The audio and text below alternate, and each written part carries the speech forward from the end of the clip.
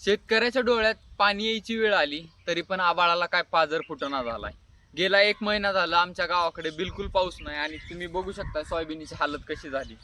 आणि थोडंफार जे विहिरीत तळ्याला पाणी होतं ते पण पूर्ण आटत आलंय आणि थोडंफार जे विहिरीत पाणी शिल्लक आहे ते जर सोयाबीनला द्यायचं म्हणलं तर लाईट टिकना झाली। 2 दिवस झालं स्प्रिंकलर जोडलेला आहे, फक्त अर्धा तास लाईट चलते, 5-5 मिनिटालाच लाईट घालवतात। याच्या मागचं कारण कोण देणार? शेतकऱ्याला कोण वाली नाही, त्याच्यामुळे तुम्ही असं करताय का? निसर्गाने तर साथ सोडलीच, पण जर तुम्ही पण साथ जर सोडली तर शेतकऱ्यांनी आधार म्हणून बघायचं कोणाकडे, याच्याकडे जरा लक्ष द्या।